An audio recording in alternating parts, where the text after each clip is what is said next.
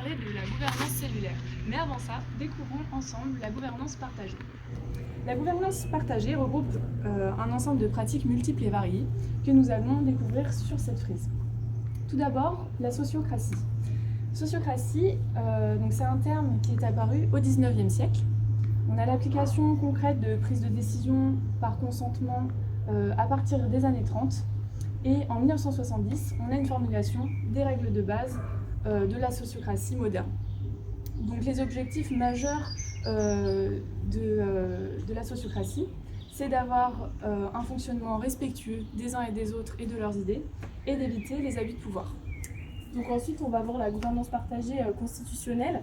Donc il faut savoir qu'au début du XXIe siècle, on a l'apparition d'une constitution qui va définir un ensemble de règles, différents espaces de réunion, et elle va agir sur le fonctionnement pour faire évoluer cette constitution. Et elle est basée sur des moyens qui vont être équitables, transparents et questionnables. C'est en 2012 qu'apparaissent les gouvernances avec les entreprises libérées.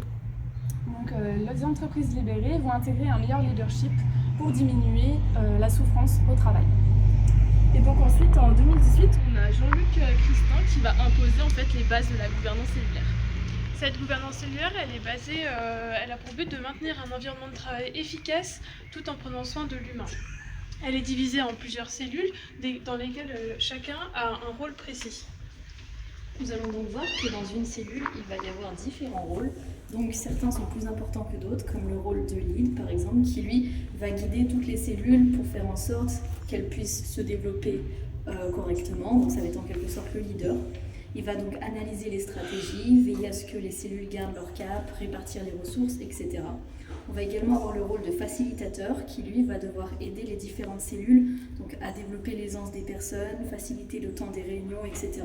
pour que tout se déroule comme prévu.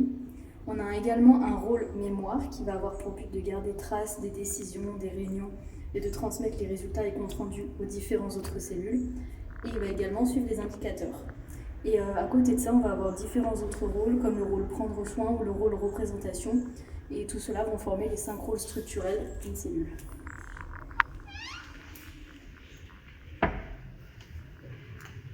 Maintenant, je vais vous présenter les avantages de cette démarche selon 3 points de vue.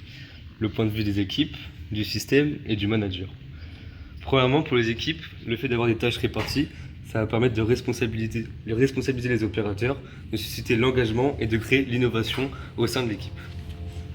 Au niveau du système, ça va permettre de structurer son système de manière durable et le fait d'avoir un système qui est modulable, qui va pouvoir se greffer sur la structure de base, ça va permettre de faire de nouvelles expériences, de pouvoir changer, modifier, tester de nouveaux systèmes et de voir celui qui va être le plus adapté.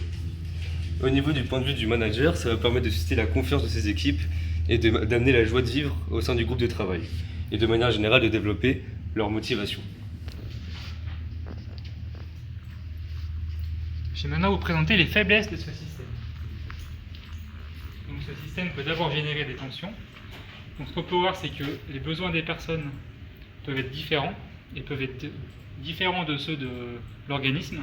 Donc là, ce qu'on peut voir, c'est que cette personne a besoin de nouilles, donc ce n'est pas forcément le désir de l'organisme.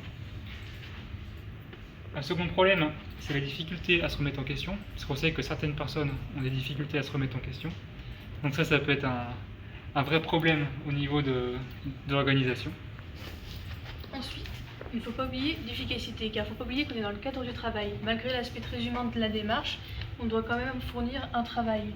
On va avoir des visions différentes de l'efficacité entre les personnes qui vont avoir une priorisation différente des tâches et la vision aussi concrètement de ce qu'est l'efficacité, ce qui peut générer des tensions, des retards.